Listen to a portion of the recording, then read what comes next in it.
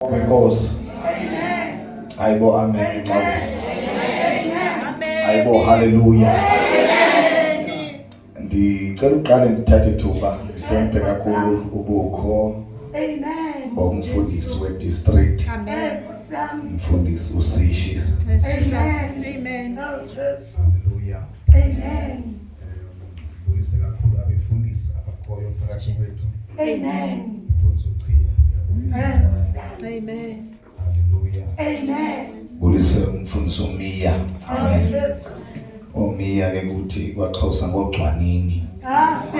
Ngoba ke ongogcwanini apha. Oh ayisebulisa ngelathixo. Amen. Sibulise nomvangeli ecaleni kwakhe. Bulise befundise ndihamba nabo. Hallelujah. Mfundisi uDanyane, mfundisi uSikhahla. Ndibulise kakhulu umfowethu uMlu. Who happens to also be a member, a very important member in my office, bazalwane nationally. Amen. Hallelujah. Sinibulise nonke abaphathi bonke.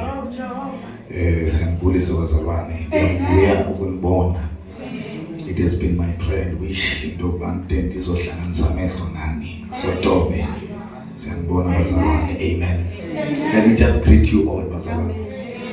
Nonke nje ngiyabulisa, abanye ndiyaqala ukubabona, abanye ndangenda babona. Amen. Ningu-Anathi igama lami, nguSiphosethu, ninguwakwaQobonyeka njengoba sekutshiwo. Ninguwasemagcirheni isiduko. Yazi uma kuthiwa sesibongo apho kwaZulu. Yeah, isithakazelo. NinguNcibane, uqanqola uhlobo liphutha elidala kunempunga. Babalala Ntswenzo Mhlanhla Ndlovu. Sihlobo sikaPhalo. Hallelujah. Bonojawolo. Ndamkela uYesu ndineminyaka eyi-13. Noma ngibona ngokuba sendiyindoda endala. Every time ngicula le ngoma ethi ndimfumene. It's always personal. Ndamamkela uYesu at the age of 13 years and andizalwanga Stalin samahashi. Andizalelwanga ethempelini. Andizalelwanga ecaweni. Ndazalwa nje njengabanye abantwana. Amen. Ekhayeni elenza amasiko esintu. Esenziwa apho. Amen. Futhi ke ayisenziwa kakuhle ekhaya. Ukuba ungathi wenze history ngabantu kuthiwa amagcirha siyayenza kakuhle lento kuthiwa isiko. Hallelujah. Apha kuthiwa ngumsamo. Sithi thina ngumthonyama. Praise the Lord. Nje kuseregadwa njengoba singamaXhosa omthonyama. Bonke abanye bafikela kuthi. Hallelujah. Kodwa ndasindiswa kulo meko. Mandiyivele into ethi ndizalwa yi-teenager. When it was not fashionable. Ngoku i-fashionable. Sekuyana ngokuthi xa ngibona umuntu omsisi sekusho ukuba ndibuza babangaphi. Akusadingeki ukuba ndithi unayo kanye bazalwane siyababonga abangenabo. Nihlale futhi ningenabo. Xa sekufikele le nto yokufuna ukuba nomntwana bo-adopta. Xa ucaba uzotshata ungathi uyozama umntwana. Babanintsi izolo besiye kwi-children's homes abangabuka akubantwana endlini kugcwele abantu banga-adopta nje ngabo-2 ngabo-3 ngabo-4. Uyabona bazalwane akudingeki uzuthi wenze isono kuba ufuna umntwana. Amen. Ndazalwa yi-teenager. She was 15 years at that time and it was not fashionable at all and ndikhule udada ndingamazi. Hallelujah. Kodwa 2011 ndamncwaba. Esamncinci wayena ngelo xesha. Mama. She was 29 years. Ngoko. 2012 lafika ivangeli. Uyabona ke ivangeli linalento ukuthi xa sithetha ngensindiso bazalwane mhlawumbe wena kwi-level yakho ucinga uba insindiso is only limited ekuthinini awenze isono. Kanti insindiso is holistic. Insindiso ifika ubomi bakho buthe sa, busplitted, buscattered, uthe just like a jigsaw puzzle. Afike abese kuyakuhlanganisa ukuze ube ngumuntu, afika kwenza umuntu, because kwabanye abantu bebengengobantu kudinge ukuthi kufike ubabalo kubo bazokwazi ukuba ngabantu. That's what I'm talking about when ngithetha ngensindiso, ngifike ngithetha ngento efika umuntu engento. Niyayibona bazalwane lento nithini ke nina nithi imenze abe hutho. Utsho mina. Praise the Lord. Ndiyavuya kakhulu, this is my first time ngizoshumayela nje kwakulo mhlaba kwaZulu. Nje wonke it's my first time. Sendihambe indawo ezininzi kakhulu. Kodwa umhlaba wakwaZulu it's for the first time ukuthi ndizoshumayela hayijukuza. Amen. Siyambulela uThixo. We cannot deny bazalwane the fact that the richest heritage yensindiso in Southern Africa okanye ndithi in South Africa izalwa ikakhulukazi kwaZulu Natal. Amen. Hallelujah. Njengoba sechilo ke nomlu that we know that the history of our church, the Church of God of Prophecy Mhlayisihla isiza apha yafike lapha eKZN kwaMashu. Amen. Hallelujah. Amen. Sayithatha siyifumana apha. Praise the Lord. Otata uJombile bebedla ngosibalisela baba bekhwela amabhasi beze kwaMashu nge-60s ngoko. Hallelujah. Siyambulela ke uThixo osizisileyo. I wanna say this ukuthi ibandla likaThixo lizophakama libese liyafelela. I think around 1998 kusiya obamasilela nobabdlamini eMpumalanga neSwatini beyoshumayela Eastern Cape. They were the ones who prophesied ukuthi South Africa there will come a time yokhokhelwa Eastern Cape. Hallelujah. It was long time ago, 1998 kuma camps ayibanjelwe PSG ePortsnayo kwi-archives zethu. We were led with Genesis of the church in South Africa, KZN. Amen. Hallelujah. Many giants eziphuma apha KZN indawo yayo yokuqala bezixa ziphuma apha zekuyo beziphuma zihambe ziye kwaXhosa. Bekufika umzekelo i-Assemblies of God, I'm sure inkulu e-Eastern Cape kokugqithe KZN. I-Assemblies of God. Amen. Siyabulela ke bazalwane uThixo owenze lo msebenzi unjalo. We are here ngenxa yobabalo lwenkosi. Amen. Mfundisi omdanyana bese ngitshilo bazalwane, I think uzoministerisha yena abe afternoon ngumntwana womfundisi lo aphinde wayena abe ngumfundisi. I'm sure uzozala umfundisi naye. Hallelujah. Umfundisi uyamzala umfundisi. More especially here in this church. At the Church of God we have generations of pastors, generations fumanisa ukuthi by 6 generation oko kwakuba khona umfundisi efamily. It's possible. Kubekho thina ke saxhunywa, thina sivela ngaphandle, thina sabe sesiyangena. Amen. Umfundisi osikhahla bazalwane, umfundisi umdanyana apho nizalwa khona straight original anizalwa eMthatha, umfundisi edutywa. Amen. Uyakwazi ekhaya straight ngoba nisuke edutywa. Amen. Ibe ngumfundisi osikhahla bazalwane, ngumfundisi ozalwa eMqanduli kodwa umfundisi endaweni ekuthiwa kuseNgqeleni. Amen. Sikhula sonke ke bazalwane, sasindiswa sibancinci sonke, naye ube ngumgonwa waligundwane lasenkonzweni. Uyabona lento, you don't flatter yourself just because you know the church. Don't think you or believe that you know Jesus Christ. Yeah. So eligundwane eline-dreads, bethusile ne-dreads, hlala fika evangeli sabona ngokuwa kwe-dreads sathi la ngene evangeli. Amen.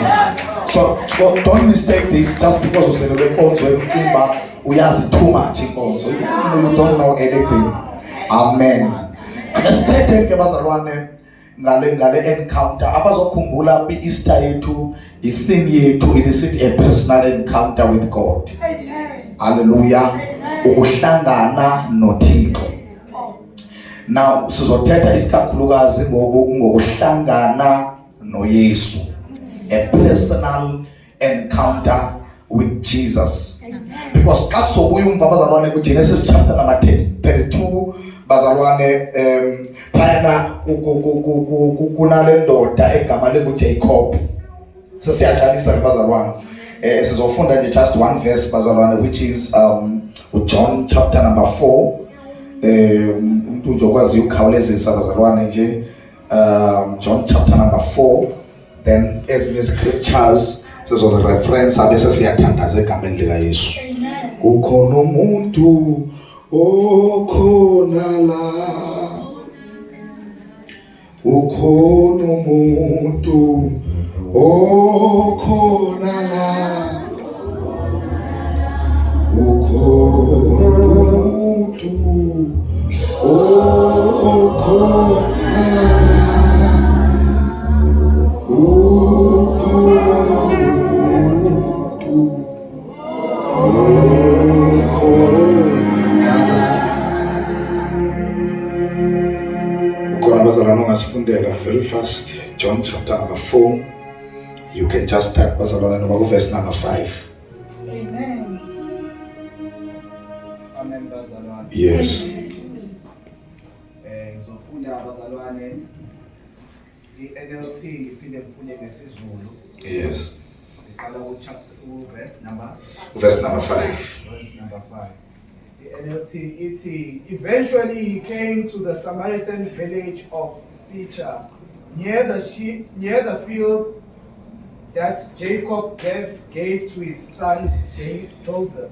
Sibuke bazalwane ufika equleni lequla iwell nithini iqula apha uThondoni ngesizulu, umthombo. Yes, nasixhoseni ngumthombo. Ufika emthombeni, kulomthombo wawunguka Jacob. uJacob unikeza abantwana bakhe, then uYesu ufika khona le ntombazana yaseSamaria. All right, qhuba. Jacob's well was there, and Jesus, tired from the long walk, sat wearily beside the well about noontime. Yes. Soon a Samaritan woman came to draw water, and Jesus said to her, And soon the Samaritan woman came to draw some water. All right.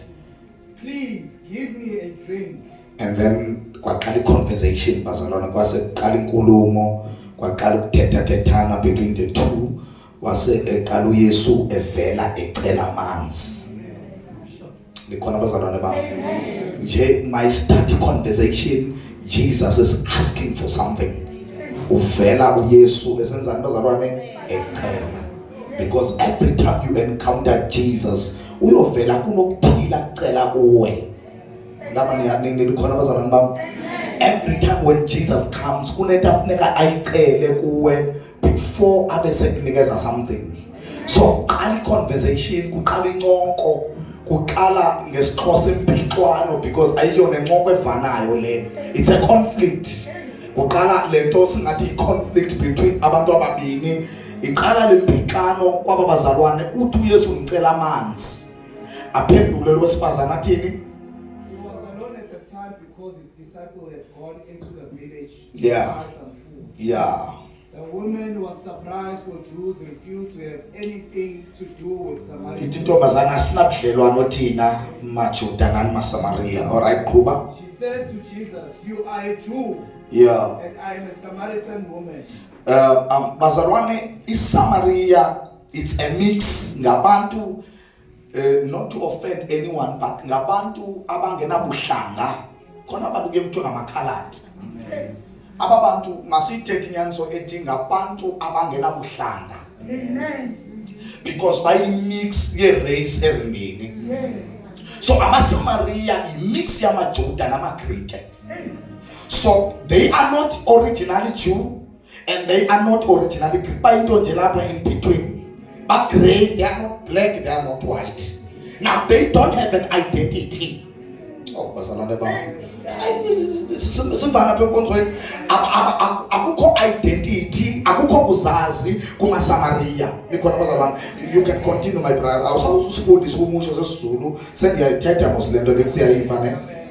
Yeah, come on. "Why are you asking asking me for a drink? Yeah. Jesus replied, Mm. if you only knew the gift of God has for you. You know bazalwane kukhona ezinye izinto ezithi ukuze zenzeke zixhomekeke ekuthini wena wazi kangakanani. Amen. Kube khona ezinye izinto ezingenzekiyo ngenxa yolwazi oluncinane. Now that's why Jesus says if only you knew. Ububusazi. Kuba sometimes bazalwane kukhona izinto amadimoni avela kushiye angabisakuleqa ngenxa yento yaziyo. If you want to know ukuthi throne kaSathane, this is what the Holy Spirit said to me ngelinye ixesha, uthi uyayazi ukuthi throne kaSathane izithene ziyakhile zinjani okanye ziyintoni. He said to me izitina ezakhi throne kaSathane zi-ignorances zabazalwane. The devil will build upon whatever that you ignore. Once you be ignorant, ungafuni ukwazi, then the devil will build. Oh, bazalwane bami. Isikhathi esininzi uSathane ayikuthi unamandla but wakha phezu kwe-ignorances zabazalwane. From the very beginning, ethatha umhlaba, ethatha ku-Adam no-Eve, azange awuthathe kubo namandla. Wawuthatha because they were ignorant of the place and the terrain that God has rendered unto them. Wabadlala ngento uThixo abanike yona, wasiyafika uSathane be-ignorant. Oh, hallelujah. The devil will build upon your life because you are ignorant. Uzumazathi uSathane udlala ngawe kanti kuyashunyayelwa nguwe lo. You don't take heed of what the Spirit is saying unto the churches. Ayindlebe zakho zikuva umoya kushoyo emandleni. And then now Jesus says, if only if you knew, ububusazi uyothola isipho. Ayiqhuba bhuti sesizoyivhala iBhayibheli. If only you knew the gift God has for you and who you are speaking to. Only if you knew the gift God has for you. Ubusazi ukuthi uThixo ukubekele ntoni, okwesibini ngubani othetha nawe. Awubazalwane bami. Ukubusazi ukuthi isipho uThixo akubekele sona noba ubusazi into yokubana ngubani uthetha naye. Bazalwane bami. Qhuba bhuti. You would ask me and I would give you living water. Bekuyoba khona into ubuzoyicela. Ubuzocela amanzi kodwa lamanzi ane suffix okanye ane prefix. Lamanzi akusengamanzi kodwa eqale nako living. Lamanzi nangamanzi kodwa lanaphilile lanamanzi. Lamanzi anobomi. Kambe uphutha ukuphela uzongena kulo amanzi kuservice nje langelayo lelele. Kunamanzi but lanamanzi ayaphefumula. Lanamanzi ayaphila la. Lanamanzi kalake anyonyoba bezohamba enhlango nababonisa ukuthi bazolamba angene edwaneni lamanzi. Ngoba lamanzi ayamuva, lamanzi ayaphila la. Bathi bangafika enhlango bemile lithi iBhayibheli kwashaya idwana lakhophoza amanzi. Lathi liqinile ngaphakathi kwabo kwaphuma into eselekayo. Wasikakhulu mfowethu. Maintain nje yayibona ile Red Bull. Hallelujah. Please read my brother. But sir, you do not have a rope or a bucket. Le ntombazana iphinda futhi iphendula umlima. Ngoba yazi le nto kuba ngumuntu nje inomlima bayo. One of the biggest challenges uThixo anazo emhlabeni ayisosono ubulima bethu thina bantu. She said, and this well is very deep. Where would you get the living Inzulu water? enkulu uzawuthola kwamanzi. And besides, you think you are greater than our ancestor Jacob, who gave us this well. How can you offer better water than he and his sons and his animals enjoy? Jesus replied, anyone who drinks this water will soon become thirsty again. Lo selile asawuphinda ome qoba. But those who drink the water I give will never be thirsty again. It becomes a fresh, bubbling spring within them, giving them eternal life. Please say, the woman said. Now uyaqala intombazana ibisithi wena mJuda. Now uyathi ukhuphuka kancinci ingxoxo le yasiyafaka isihlonipho esithile yathi se. Ngesixhosa ithi mhlekazi. Pha eqaleni bibona nje inkwenkwe yomJuda engenabudlelane nayo kodwa yathi xa isiva incoko ithi ukuthi ukunyuka kancinci yathi awumhlonishwa. Nikhona abazalwane bami ayiqhube qhuba bhuti sesisoyeka ufunda iBhayibheli. Give me this water. Nikezela amanzi. Then I'll never be thirsty again. Yeah. And I won't have to come here to get water. Yeah. Go and get your husband. Jesus told her. Yeah. I don't have a husband, the woman replied. Jesus said, you are right. You are right. You don't have a husband. For you have had 5 husbands. And you aren't even married to the man you are living with now. You are certainly spoke the truth. Yeah. Say, the woman said, you must be a prophet. Say, kwase kuyanyukela futhi. Yes. Umprofeti. Tyhini. Yeke iBhayibheli ebhuti uqinile. Abazalwane bayalazi ngebali. Amen. An encounter with Jesus. Now there's this thing xa udibana noYesu. Udibana noYesu nje ungekho umuntu engako oyaziyo ngoYesu. Amen. To many of us uYesu sidibene naye apha kuthi ngaphakathi sifana nale ntombazana. Because le ntombazana is a victim of 5 divorces. 5. Akahlalwa ndoda. Kufika indoda yokuqala yamshiya kufika esibini yamshiya kufika esithathu sakhe zafika zayi5 ithi iBhayibheli nale anayo. Unama-doubts uyonqena ukucommita charter because the moment a charter kuphela kwe-relationship usedecide ukuthi makayigcine mkhiphithweni. Khona bazalwane bami.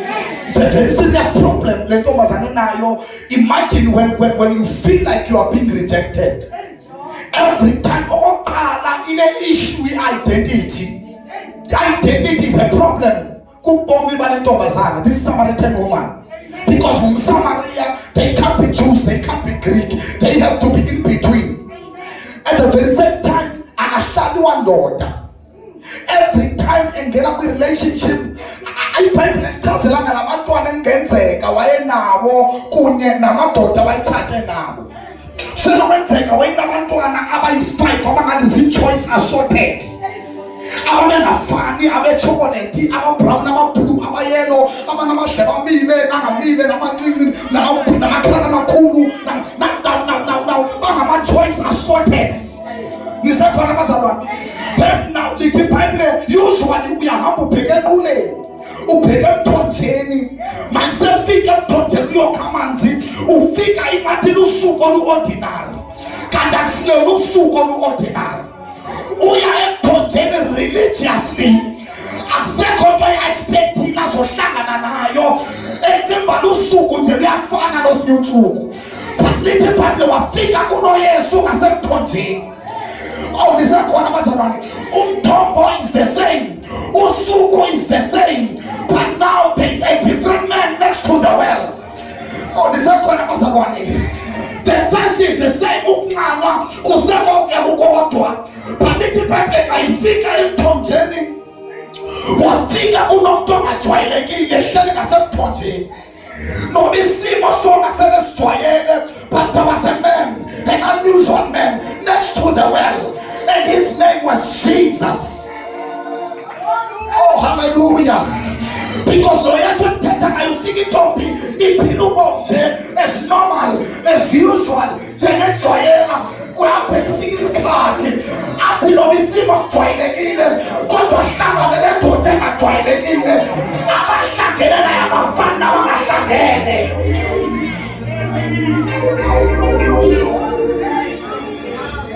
Ifane ukuthi le comfort yakho mayifane nje, just be constant, ungayishintshi. Yayihlisa kancane le Red Bull in the name of Jesus. Amen. Now the situation is usual. Sejwayele. Because the problem Satan asenze nasebazalwane emikaweni. Kukhona abazile apha. expecting nothing. Because now it's usual. There's nothing that is changing in their lives. According to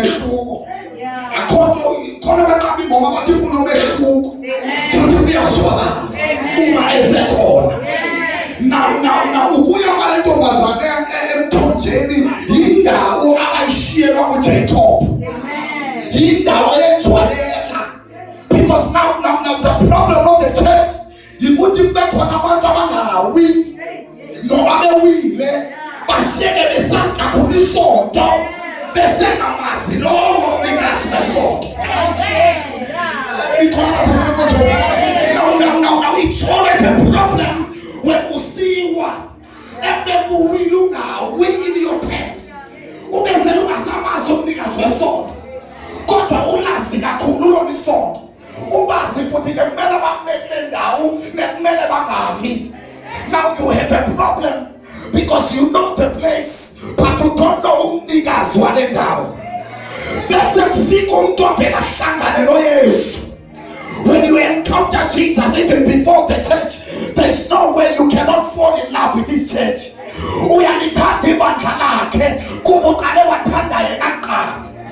Before I even knew the name of the church, the Church of God of Prophecy,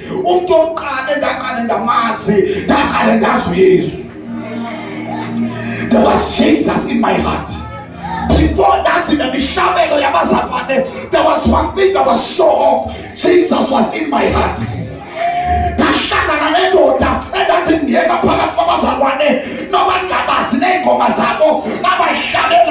But there was a testimony that no one could not deny.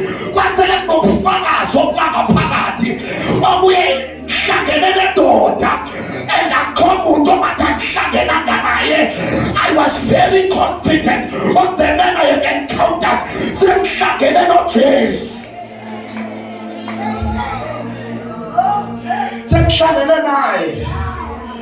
Hallelujah.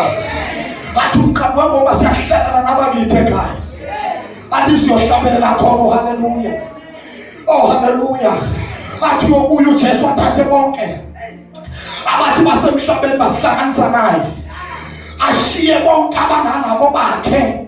Because Pastor wanted this secret is about knowing Jesus. We are massing now Jesus. I was going to hear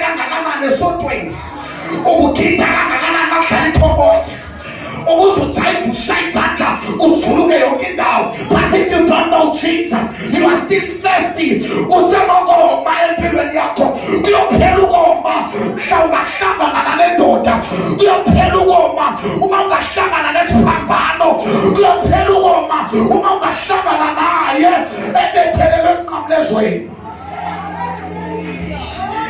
Oh, hallelujah. Oh, hallelujah. The encounter it's something that is number one, personal. The encounter is personal. Always be the encounter is transformational. Amen. Awuhlangani naye umhlanganele esiqubini. Uphinde wesibili awuhlangani naye angakwenzi lutho. Amen. Nisibona sibile nje bazamane ngicimba you know nalento ungazubhora insindiso ungabhora ngengaka. Ungabhora enkulu kangaka. In those early ages, at the age of 13 years, and so gusha izimvu. I don't know what you call it, gusha. Izimvu, you call izimvu zasekhaya. Every time this kuba blue, bese kuvuka message. I am all alone in the desert, in the farms. I'm not alone. Jesus is in this place. He was preparing me for the future that I did not know. Every time this Kuba, there will be a message. Because for me to be saved, then I don't have to bedinge amandla ngoba ndazibisamo yasekhaya ndazibithonyama yasekhaya ndimile emakhantini ndathetha noncibana abalela ukufa. I know the power of ancestral worship. Angeke ngiphusuke nje nithi le nyamadlozi ayikho, ngiyazi ukuthi namandla ayo. Kodwa kwadingeka a greater power. Ngoba siwaphika amadlozi anamandla, kodwa sinoNkulunkulu onamandla onke. Now the greater power was needed. Kwadiza amandla ukuthi mina ngifindiswe. Uba la mandla ingekho, keba ndikho kule ndawo. Because I know Jesus. I don't know a theory, but I know a functional Jesus. Dimaso Jesu esebenza. Echinja impilo yami. At 13 years yabona ke ngiseqala nobona. Nganthe namantombazana. I went to the church to attend the revival. I did not even plan ukwamkela uYesu. Ndathi xa ngifika ngihleli phansi kushunyayelwa. Wandava nje something in me. Ethi la ndishunyelwa pha ifanele. I remember angithi ngibabone nanga ngihamba nabo. I just found myself ngaphambili sengiphamisa izandla zami. Sekirobe inyembezi emehlweni ami. Because the operation yayiseyiqalile. The gap that is within my heart. Kakusengimfwe khona efanele uyivala. You know Jesus, when he comes to your life, kunamagates omave afika wavale. Izinto engizomele. The relationship with my father wafika wavale. Ngoba abantu abaninzi kunamagaps. Abanye abathandwanga kabuhle abazali babo. They never had time with their parents. That's why they have a befuma kwamfano abangendlela. Because they are looking for validation. They are looking for love. Kunokoma ungaphakathi. That's why kwangwengwe kwamashwe yakho. Kwantopazane kwamashwe yakho unokoma. But when I was up front, sephakamisa izandla zami. Jesus came. Wakayekoma. I remember ngivuma umthandazo ngithi Yesu ndiyakwamkela. Yiba inkosi nomsindisi wobomi bami. Ngathi ngena ngaphakathi kwami. Ngathi uxolele izono zami. Angabuza omnye at the age of 13. Damsele nezono ezingakanani. But when Jesus came to me, it was clear and evident that ngingumoni. Atutafike sibunjwe ngasisono. Sikhawuliwe ngasisono. Sizalule kusisono. Phakathi Jesu ngena ngaphakathi. Kamuve ngena ngaphakathi. Ngaleso sikhathi ngidliwa impundulo. I don't know what you call impundulo, inahumane, a nightmare. Ngidliwa isilwane esangidla ngina 5 years. Sengicilizela ngaze ngajwayela. But when Jesus came to me, no one laid hands upon me to say isilwane asihambe. But when Jesus came to me, isilwane saphelelwa indawo. Because now I was no longer an empty vessel. I was no longer a temple for isilwane that said indlu kaNkulunkulu. Elithi iBhayibheli anazi na ukuthi imizimba lenu itempile kamoya. Nathi nginama ngaphambi komfundisi ngavuma umthandazo wokwamkela uYesu. I was no longer empty again. Kwasekuhleli nogcwele ngaphakathi. Ngathi ngibaphumela ngaphandle. Ndabuka ilani yami, it was all new. Yangathi konke sekwenziwe kabusha. Kwasekuqala kuba noculo ngaphakathi. There was a song within my heart. Kwenzeka ngihlangene naye. Oh, hallelujah. Kukhona iculo enhlizweni yami. Usho izwi likaSimakade lithi ungesabi nginawe njalo. Oh yes, Jesus.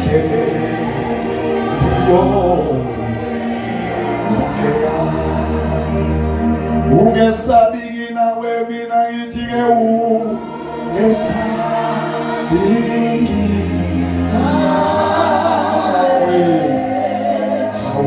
njalo.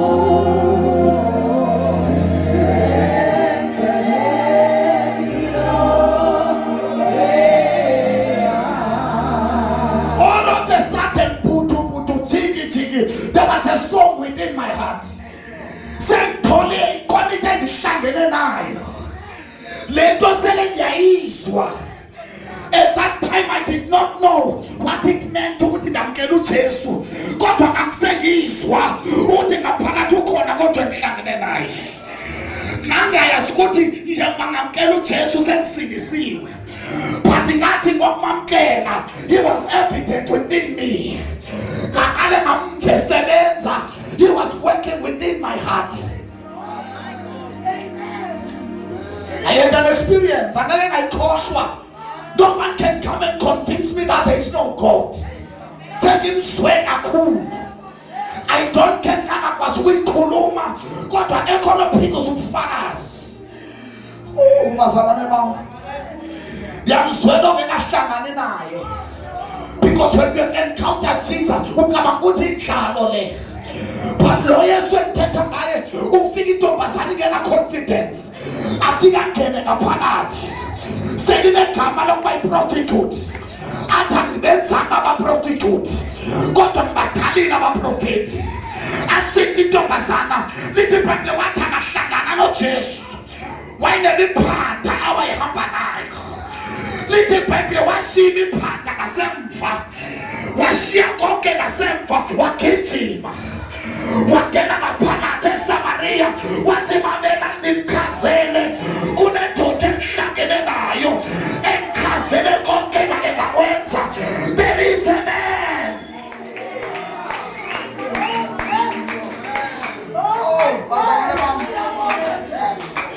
Akahambanga ama-tutorials okuba ngumvangeli. Ngoba lento yokuvangela ifuna ukuthi ube kanti ugifted, ifuna nje ubufakazi.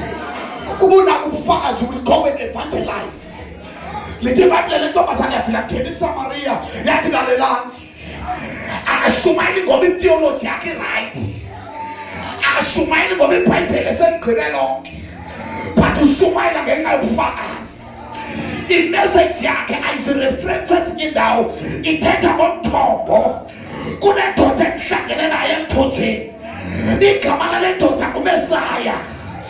Nisekhona kodwa bazalwane. Ekhayisayithe sidinga intombazana, sidinga omama, sidinga obaba abazogijima nobufakazi. Hayi abazohamba ne-theology kodwa bazohamba nobufakazi bokuthi wenzeni empilweni yakho. Fana nale ntombi ayiworshipha. I think the people limnandi. No, you'll be mistaken. No. Mawufuna ukuhlabela ngephimbo lomnandi abojoyina oJesu celebration. Baxabise kakhulu oko. But if you want to sing, kuze kube ne-revival endaweni udinga nje ubufakazi. Uhlangene naye. When you will sing, you will not sing the songs you know. God uyobe sowuhlabelela izambulo. Uyobe sowuhlabelela ukuhlangana kwakho naye. Ayisengathi ngabuyela kubaqambi bengoma zakudala. Nisekhona bazalwane abathi lilungile ijogwe lakho, bathi kanti nomthwalo wakho awuhluphi. Bavakali bathi ngiyabonga Nkosi, ngisahamba kanye nawe Nkosi yami. Kwakusengahlabelela ukuthi bakwazi ukuhlabelela, kodwa banizwile ijogwe lakhe bahlanganisa namanye amajogwe. Bathi sike sawathwala amajogwe esono ayasinda wona, kodwa limnandi ijogwe lakhe awuhluphi nomthwalo wakhe.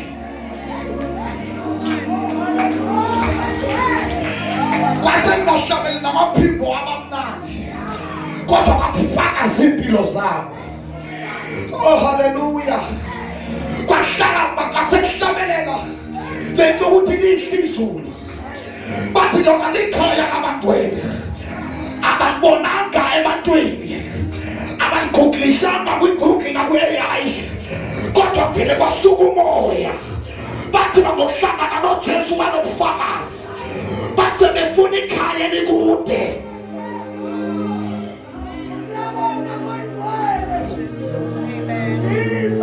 My God. Kancane nje bazalwane.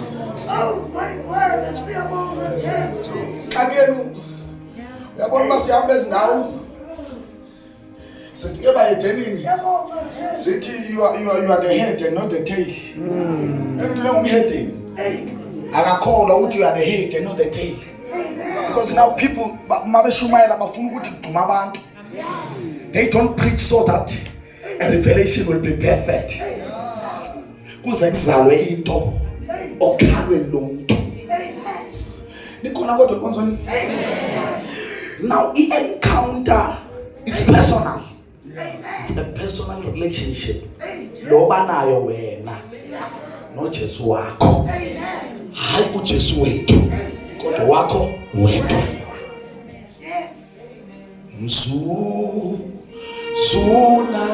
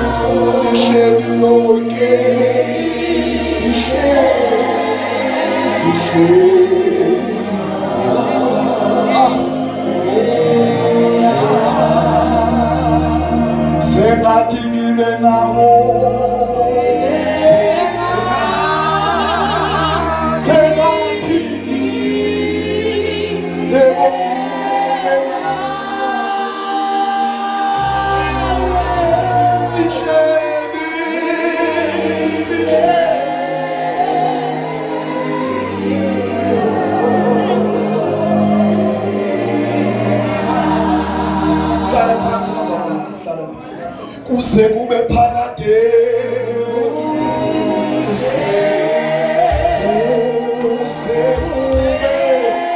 kuze kube phakade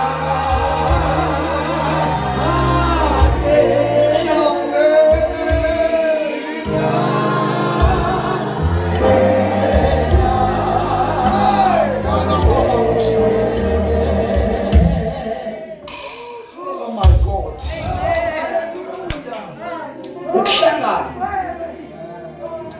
Ukuhlangana. That's why nobusathana ngafuna ukuyicima kangakanani lento evangela kangaka kayicime ngoba sekukhona abahlangene naye. Noma ingadayi lutho kangakanani ivangeli yethu akusenandaba kodwa bazosala ngabahlangene. Amathetha ngabantu abangaqhubekeka ngeenkulumeni zabantu. Nathetha ngabantu abangagcinwanga ziimessage zabantu. Nthetha ngabantu abangagcinwanga zimihlabelo yabantu. Nathetha ngabantu abagcinwe i-encounter yabo naye. Oh hallelujah. That's why mabecula into yabe progressive yofika phakade. Now when Jesus comes to you, ubane hanga yephakade. Oh bazalwane bam. I-encounter bazalwane is transformational. Yaguqula. uJakobe uhlangana nalengelosi yenkosi, the angel of the Lord. Bozo uqaphele ke mshumayeli mayithi iBhayibheli the angel of the Lord. Buwazi ukuthi akuseyoso sithunywa nje. It's not just an ordinary angel. SekuNguJesu lo kwi-Old Testament. Mase sithi the angel of the Lord. Now it means uJacob wayesehlangene noJesu uqobo lwakhe. Na lithi iBhayibheli eseqedile ukuweza konke kwakhe wasala yedwa ngasemuva. Ngoba iyabona lento personal. Yakusizela wena ukuthi uphetho wakho mayingaye enkonzweni awuzi. Usizuyoma kuzube late ume ngaphandle lento uphetho ovuka ngo10 because awukwazi ukuzawedwa wena enkonzweni udinga uphetho. Uthi umngane umnye. Awukwazi ukuza ipicture yakho ingekho ufuna umnye. It pity you. More especially in this season, I pity you. Oh, hallelujah. And I call nabo. Most yaba basekho. I remember the day they decided to be a Galafan and Simpsonabo. I think they were about 10. Sexually meeting, but I buffer to in that lesson get away comos in a deep and he has a deep nears now. But in a discuss and get away come I say, yeah, the bank I think I know money, yeah, I remember kwamba nambi yayeka but Indian manga decided to bana panga phakathi kukwithethe qhubeka. I feel like going home. I feel like going home. Don't trials, don't trials come on every way. I feel I was so embarrassed. Abafowethu bebuyele entombini zabo ngashiyeka ngindodwa because in me ubizo lasengavumi. I could not fake now with the fact that nangihlangene naye umdanyana. Abanye mhlawumbe khane bahlangane mnandi kwazange ukufake into bana mina ngihlangene naye nyana. I remember the embarrassment ngibheka esikolweni kwangena u-SCO. Amajita onke ngikhule nawakhona ngiyafuna nami ukuyibamba itiming yokuba ngumjita. I remember wathi ngingavula ingoma ngapha ngiqubuka into ngaphakathi ngathi ngephansi babuka kumbonke namantombi bencimba zicrashes. I was so embarrassed because Jesus is coming to my life. Ngahlangana naye, I could not fake ukuthi ngidibene naye. I remember ngaphuma ngabhala ama-message. Ngelo xesha kusekhona ama-abbreviations ngabhala ngathi lion. Daddy, please call lion. And akhula nabo boyazi le nto okanye ayisemaXhoseni cha. Manje ngithe lion sebesazi love is over now. Sengifaka lion. Because le nto kaYesu ayisafuni izinto othupayile. Asethe ispaces ama-boyfriend nama-girlfriends. Sekuvele nje kufuneke mina naye ngedwa sihlale sibukane. Ahlale ngapha nibe ngapha ngixoxe naye uJesu. Now there is no encounter without transformation. Mawuhlangene naye kuba khona yini? Transformation. Come on class. Mawuhlangene naye kuba khona transformation. Now uhlangana naye lithi iBhayibheli baweze konke. Wasala ithi iBhayibheli kwafika le ndoda wabambana nayo. Balwa. Lithi iBhayibheli wathi nisikelele. Wathi omnye ngesiXhosa ndindulule kuyasa. Let me go.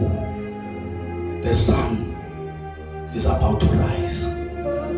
Wathi lo andiuye kungekanisikeleli.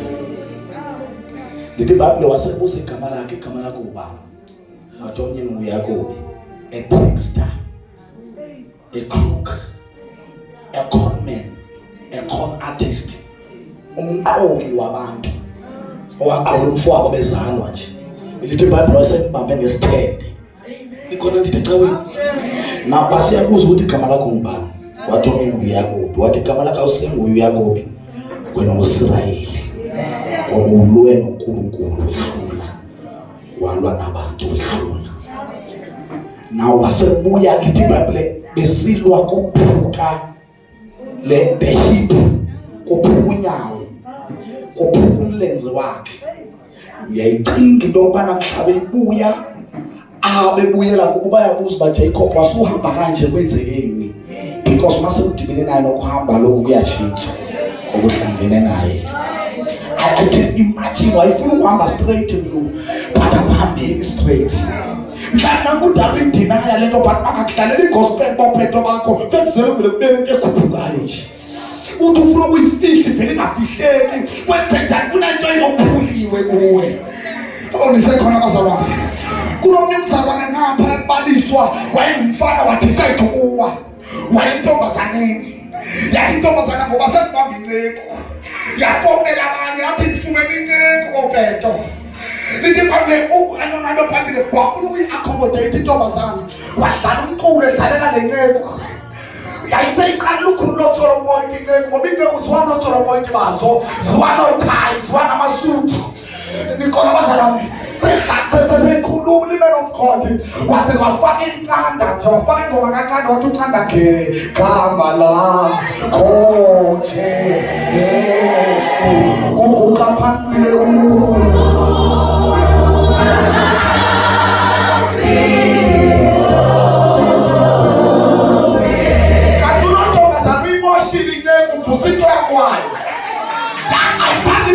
ayikwazi ukuphika yabonakala inyeku yanyakama yahlile ebusweni yathi ngahlina yathi ayikhona ngicela unginikeze isihlalo sami yathi nginikeze ibhrukwe lami yathi nginikeze isheti lami nginikeze ibhaji lami uyamangala intombazana kwenze njani emfaneni umdlalela into yakubo kwavuka i-encounter yendoda noJesu wayo. An encounter is a transformation you cannot deny. Ngeke uyiphike lento uhlangene nayo. Ngeke uyiphike. Now usebuya uhamba ngendlela different. Saphuke ihip yakhe. I normally say this one, kophuka ihip as a sign yokuphuka self-reliance. Ukephuka kwehip kophuka lento okuthembela kuye. Ithi iBhayibheli iqala kusiwe indoda ethembele ebantwini. Kodwa isikelele indoda ethembalayo. Na ukophuka ukubhalansa kwakhe akusabi kuyena kuye. Kodwa ukubhalansa kwakhe kwakulo mhlephulile. Because when you encounter Jesus, he will break your self-reliance, your self-confidence. Ayenze confidence yakho ibe kuye. As you are about to pray, Bazalwan, the encounter when it gets to you, kuba khona spiritual awakening. They were right. Say they were right. Hallelujah. The encounter in a spiritual awakening. Ukuvuka ngokamoya. Ayiphethe ebuhlungu njengokufa emoyeni, like dying. Uvele ufe emoyeni. But when Jesus comes to you, we are focused more. Now, one of the advantages of sin is what spiritually you are awake. Now, imagine this soul, man, when you talk about so figure what concourse, cameron lako. Abashie wonko president, no mayor, and now I feel a figure who woman of God again, a flukango, at how fucking Funascock, about 12 soul. I did not for 7 fluency, seconds and I'm a Kuluma away to. Now imagine that what is encounter is the answer long to period. Hallelujah. Your time has an amount. But Konabanda was open money encounter. Konabanda was to ban away this one. Come, you've been coming to church all along. But there's a challenge. It's from Zion. There's a challenge. It's Sugazuri. Into Mashangana and he will change your life. The Jesus we are talking about, he changes lives. And the backbone of revival, it's changed lives. The backbone of revival, I don't care about Kuru, especially Shangana Dolopeni, Bonkaman Basbon, Square, Landelana, that's not the backbone of revival. That's not the backbone of revival. The backbone of revival. Go sit on pillows about eating a fig for me. But don't never this is Taban and Sessi. So I don't never pose and suppose it. That is the backbone that carries revival. I'm not talking about the noise. I'm talking about the revival. Being in action. Don't mistake the noise. Ukamangoti, the revival. Let me say this to you and only to you.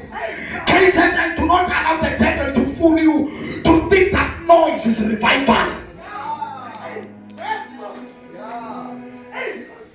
Let me say this again. Satan, and I will say this only to you.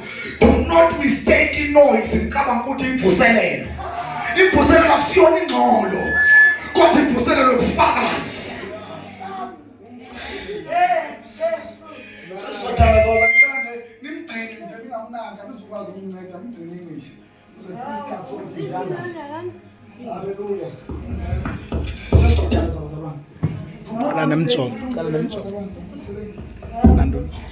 Thank you. Imvuselelo akuyo konbazalwane akuyo ngcono. Imvuselelo akusona umsindo. Imvuselelo i-experience i-encounter. Imimangaliso. Kokutshintsha kwempilo zabantu. Kukubanjwa kwemiphefumulo ebhubhayo ingabisabhubha. Kokwehlulekiswa kwesihoko endaweni. Masibona abantu beshiya izigodlo zabo. Ingazi bifikile imvuselelo. Usaqhethwa nina nodwa. remember in our area utata uNtombela uyamazi wasuka endlini yakhe igqihela ziwayo ikhami you know abantu bafana no 2+2 abantu kuzabonke abantu ezindaweni kwavuka yena wakhuphuka wenyuka waza kuthi endlini wathi ndamkela isendlo yeswini sathi kwenzeke into uNtombela nguzulu ngoshaka basuka kwelicala sithi uNtombela kwenzekeni uthi hey ndiyathwetshulwa kunzima mntwana manje uthe ikho into ethe kumandize kuni ndizokwamkela uYesu safike sangomeni izinto ezingoma ziwagqika amabhlokwe zinibane into ezibhinqayo indoda namhlanje inxiba isuti yashumayela eyayisithi uYesu akekho revival into ukuthi sekujika befundisi babe zangoma. Okay, then I'm praying for you. Ebesikade shumayela nabo sebezangoma basichazela ngamadlozi behlulanga ukuthi bavele bayeke iBhayibheli bohlala endombeni bafunane emasontweni. Ngoba izangoma sihlala endombeni asifuneke enkonzweni. Revival is not noise. Akusiyona ingxolo. Asinangxolo eninzi. Imvuselelo efunekayo kukushintsha impilo zabantu itshintshile neyakho. Mase tshintshe yakho ihlanganisa nayo mzalwane itshintshile. Now in heaven that is recorded revival in the land. Kabreskoma la tababa buriate. Isamata ekabra. You know when people begin to change, base kuguga impilo zabantu phakathi ifike imvuselelo. Mase sithi zamanje sichasikuthi abantu sebeyaphenduka. Uthini uJesu uthi chazela uJohane ukuthi abangahambi bayahamba, abangaboni bayabona, abangefa bayefa, abayeni khona bazalana. That is how you measure the magnitude of revival. Oh, sesiyothandaza namhlanje. Ngiyaweva amandla kaMoya Ngcwele. Asiyagijima kule ndawo. Can you say that we know you of miracles, not noise? We know you because of miracles, not noise. Don't fall for this trap. This is not revival, it's a trap. Oh my God. Sengiyaliva isizulu selimise kwi-office yobuapostoli. Le ngxolo eniyibona ekhezethele incima i-revival akabiyo. Revival izimpilo zabantu ezisintshile. Ngosangoma nesindumba zabo. Hayi abethu bayokhothama kubo.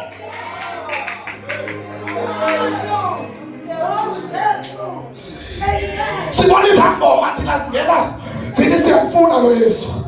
I remember anaba kwakusethola sakho sasitshisa insimbi zegqirha. Sathatha insimbi zalo. Lawo sifake endombeni. Lathi masithathe konke sathatha sivume ingoma. Asinandaba thina lokhohlele sibindi. Sangena phakathi ngegama lakho Jesu. Sithi thina guqa phansi konke. Sathatha konke sabasa umlilo. Ngoba imvuselelo leyo. Now if you don't have an encounter with Jesus, you are delaying your people, you are delaying your land, you are delaying your life. Le nkululeko iqhubekeke kuwe. Ethini uhlangene na.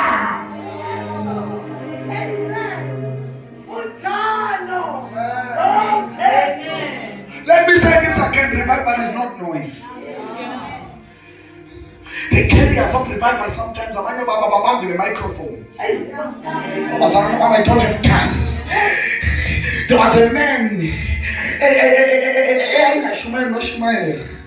Igama langu Ian Bounds yaphila impilo yokuthandaza eEurope ayabona ngabantu mase kuminyakana nje mbaba ifile kwavumba uJohn Wesley washumayela abantu wadoda uJohn Wesley kanti no yimithandazo kaIan Bounds.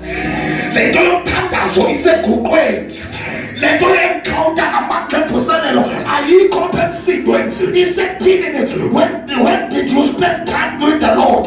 Uhleli ixesha engakanani noYesu ophilayo? Lento kaYesu uJohn eKZN sebeyihlubuka abafowethu iyasebenza iyaphila unamandla uyasebenza kuye. Oyimpendulo yelizwe lifayo. Siyababiza ezintumbeni when we have an encounter with Jesus. Let me say this izothandaza. Ukwangcwele ufuna ndiyithethe. Mhladanyane kwemika ipresence kaMoya Ngcwele. Wexamana noAdam. kwaqala kwaba khona ingxolo kwaqala kwacreate ama musical instrument bacinga bathi melody revival kanti bazama replace presence bazama bamu inokwa hamba noThixo in that moment. You know, because when there is a special sound, this is not revival. No, bazalwane. In revival, it will be presence. As soon as you rely on gift, we also contact Tobe. Konza uxhomekeke kwi presence. Isana babudisa sesizothandaza. Uyazi into nomehluko phakathi kwe gift ne presence. Sesiyathandaza ke. Uyabona Sotobe, uThixo izinto afuna ukuzenza ngawe akafuna uoperate ngegift. Because a gift is not fragile. A gift ayiphuki noba ufike ethaveni. But in presence it's so sensitive. Uqala uyiva abantu bengekayiva uba ikhona into eyenzekileyo wrong. Andiphinde lento.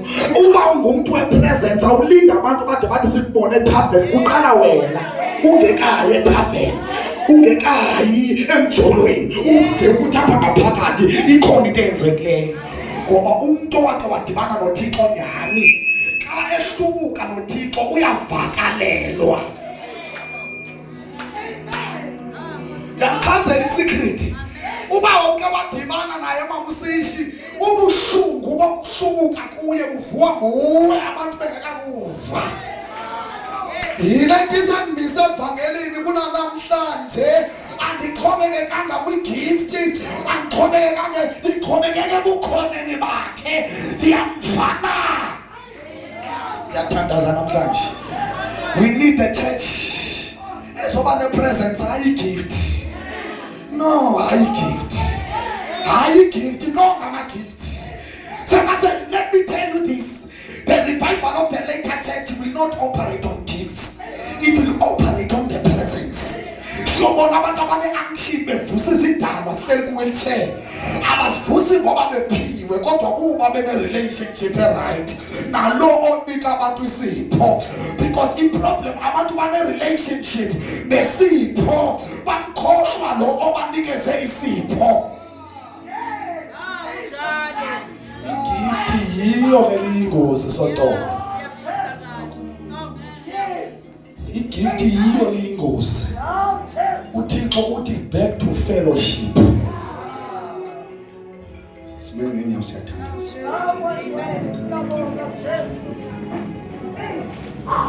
We are in a season lapho uThixo afuna ukwenza restoration more particular, more especially in the Church of God of Prophets. Kodwa abazalwane bami uthi back to fellowship. Back to fellowship.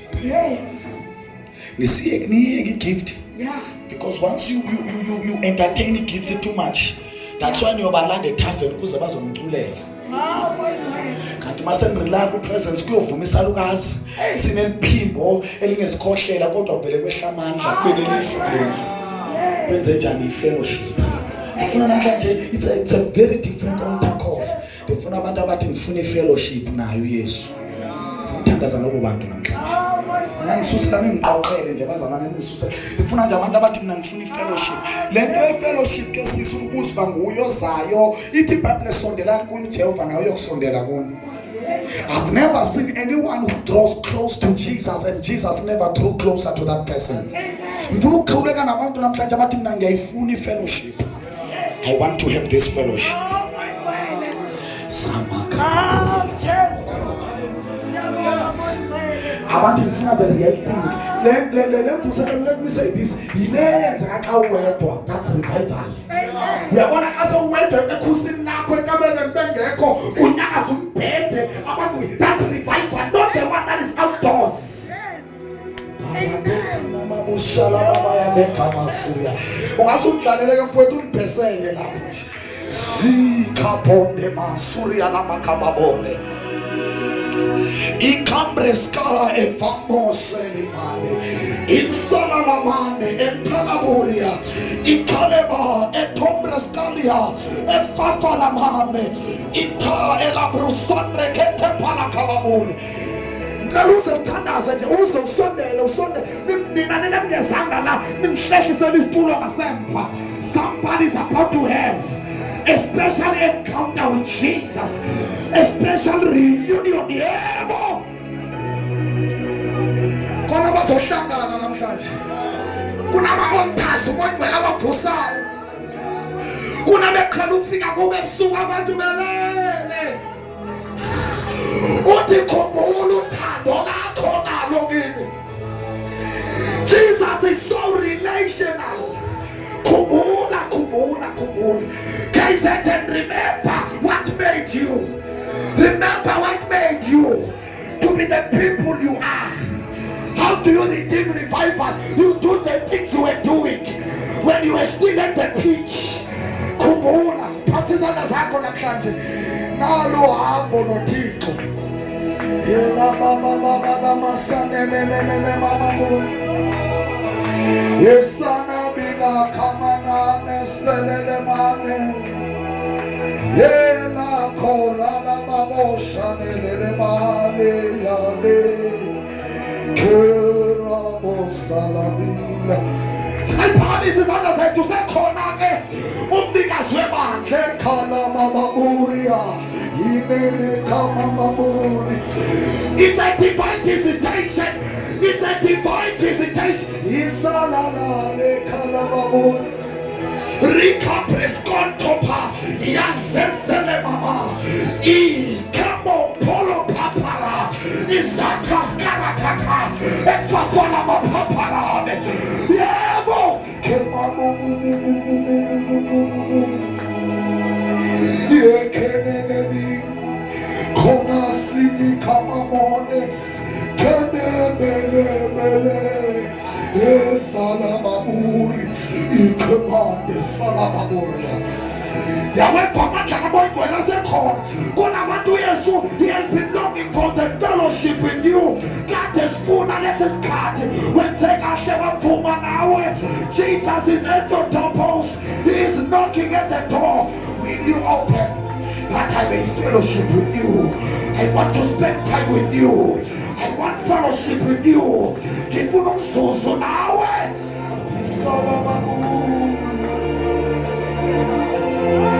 The promises are not already soundtrack. Kuna sitesa ufunga the prayer life. Kuna sitesa ufunga in your life. Let your man look what they see. Yeah, they went for my canaboya. In Salamamur, Papre. In a Koskabala Tamama. Yes, is your forces into Zafa. We are forgetting to fire. A man canaboya in your life. There's gonna be fellowship divine. Yes, Sanani command and Salamamu.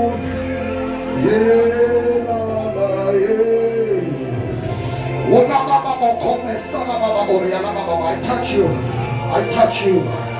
Yes, Sana Cambres Canton and Kamamuri. In Sabamale, in Samamuria, in the name of the Lord.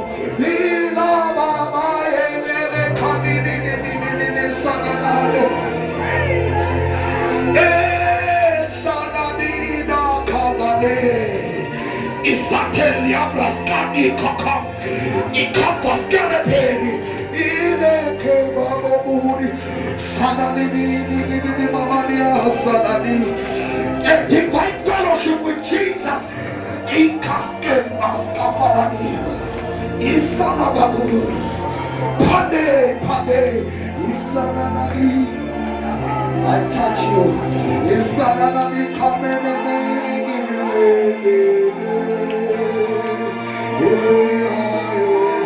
Fellow ushers, my friend.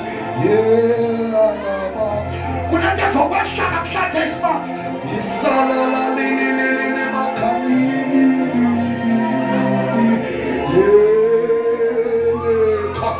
Uskalome elas. Ila iskole ela. Usekona. I touch you. I touch you in the name of Jesus. I touch you.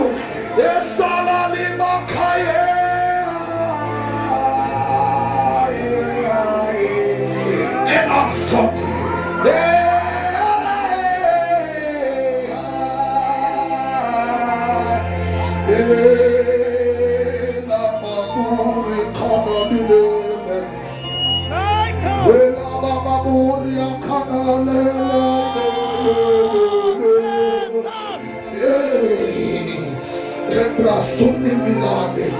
Rivers of living waters.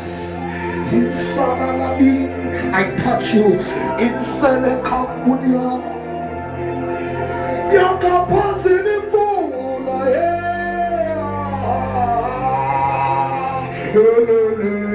I touch you in the name of Jesus Christ.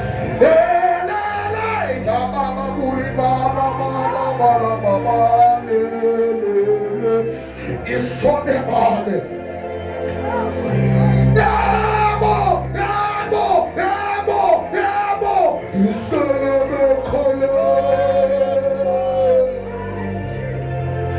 There's a trumpet in the spirit. There's someone blowing a sound in the spirit.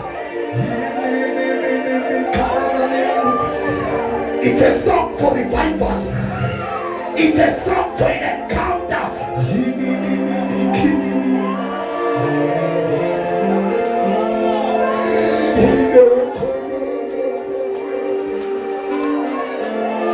Oh, hey, hey.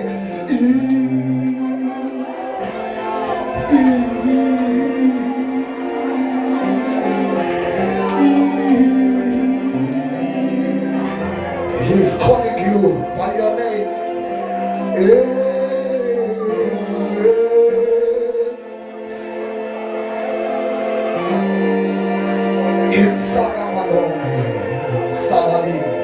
I promise this another concept. It's a corner fire. Yeah, coming a story of that may revival be born inside your belly. A full blast of revival.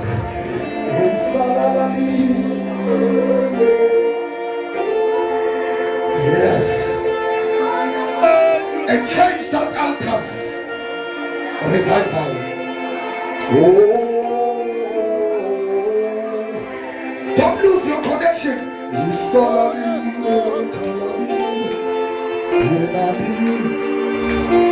Oh, Kabbalah, there is gonna be a new age for prayer that you never know.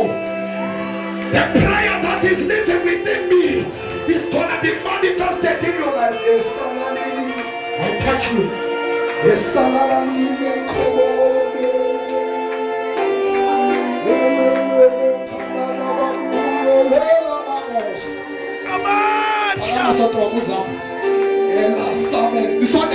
Come close. Come close. Come close.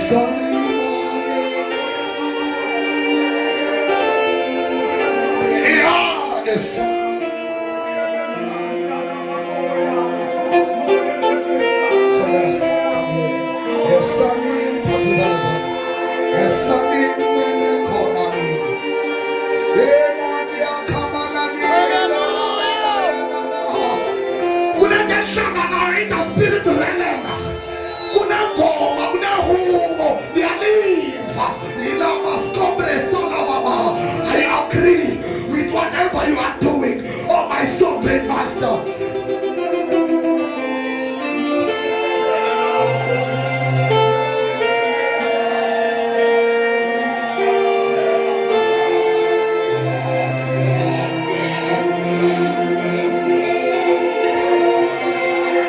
Son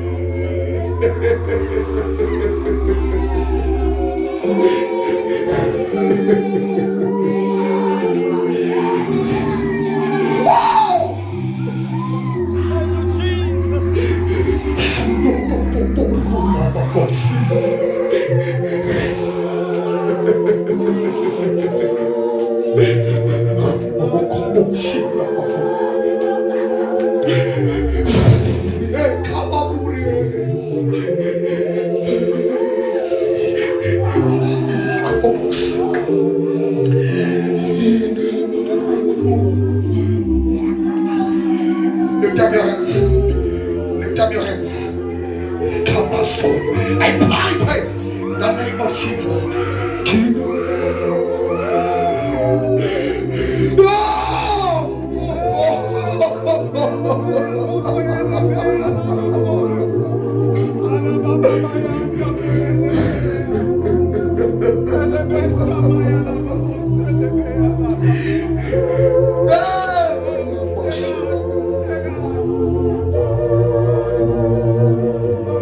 God is rectifying your life. There's a new door being opened for you.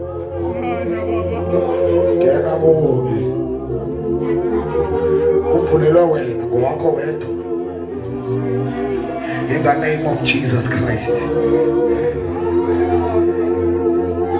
In the name of Jesus Christ. And to be full of nature. New rivers within you. New rivers. Prophetic rivers. Every fracture is being dealt with. Usasejari. Kukako mzima. Kukako pilo yako. Fenyoto. Inabo sandre nebone. Onabo sanadami.